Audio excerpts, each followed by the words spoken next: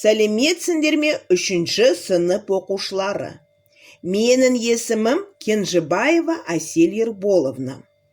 Ауызша көбейту және бөлу бөлімі бойынша өтетін тақырыбымыз көбейтудің үлестірімділік қасиеті, есептерді шығару, бау бақ құрылысы.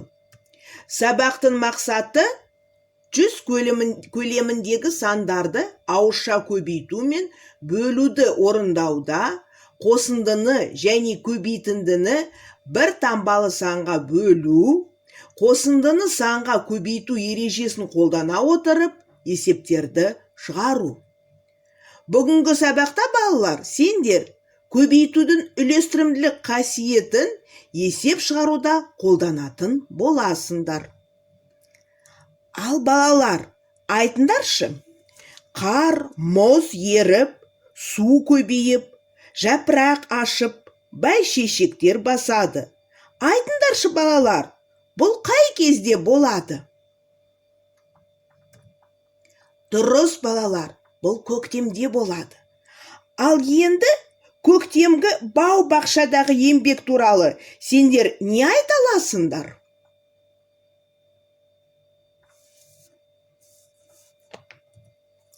Рахмет балалар, дұрыс. Бүгін біз сендермен бау-бақшаға көкөністерді отырғызуымыз керек. Ол үшін бау-бақшадағы жерді бөліктерге бөлу керек. Әр көкөніске қандай жер телімін берілетінін анықтайықшы. Әр жер телімінің ұзындығы мен ені берілген. Біз сендермен осы жер телімдерінің периметрін анықтауымыз керек. Ұзындығы 4 метр, ені 2 метр болатын жер телімінің периметрін әр түрлі тәсілдермен табыңдар. Бірінші тәсіліміз 4-ті 2-ге қосып, шыққан санды 2-ге көбейтеміз. Қосындының мәнін тауып, оны санға көбейту керек. Ал енді екінші тәсіліміз. Әр санды 2-ге көбейтіп, шыққан нәтижелерді қосамыз. 4-ті 2-ге көбейтеміз және 2-ні 2-ге көбейтеміз. 8 бен 4-тің қосындысы 12. Қосылғыштардың әр қайсысын санға көбейтіп, шыққан нәтижені қосу керек. Осы екі тәсілдерді қолдана отырып, жер телімдерінің периметрлерін табыңдар.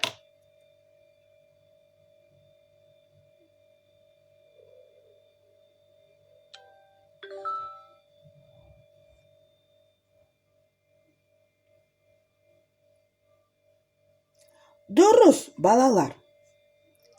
Рахмет. Көктемде тек қана көкөністерді ғана емес, ағаштарды да отырғызамыз. Келесі есепті назарларына ұсынамын. Сенбілік күні қаладағы әр мектептің ауласына 5 шырша және 4 қайын отырғызылды. Қаладағы 30 мектептің барлығында қанша ағаш отырғызылды? Есептің шарты. Мектеп саны 30, әр мектептің ауласына 5 шыршадан және 4 қайыннан отырғызды. Барлығы неше ағаш отырғызылды? Осы есепті 2 тәсілмен шығарып көрейік. Бірінші тәсіл. 5 пен 4-тің қосындысын табамыз. Ол әр мектептегі отырғызылған ағаш саны. Содан соң 9-ды 30-ға көбейтеміз. Барлық ағаш санын табамыз. Екінші тәсіл. 5-ті 30-ға көбейткен кезде шырша санын анықтаймыз. 4-ті 30-ға көбейткенде қайын ағашының санын табамыз. Барлығын табу үшін 2 санды қосамыз.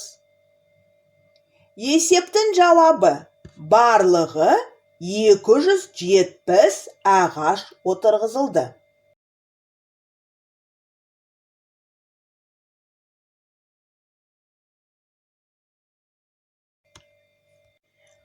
Ал енді балалар өздік жұмысын орындайық.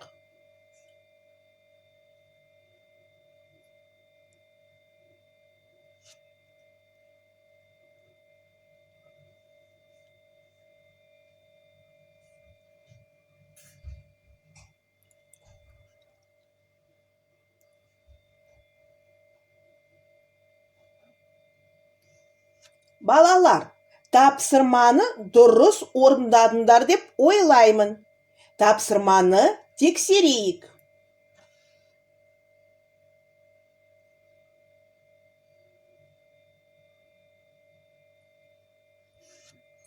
Балалар, бүгінгі сабақтың тақырыбын қаншалықты дұрыс түсінгендеріңді анықтау үшін келесі тапсырманы орындау керек. Көп нүктенің орнына керекті сөздерді қойыңыздар.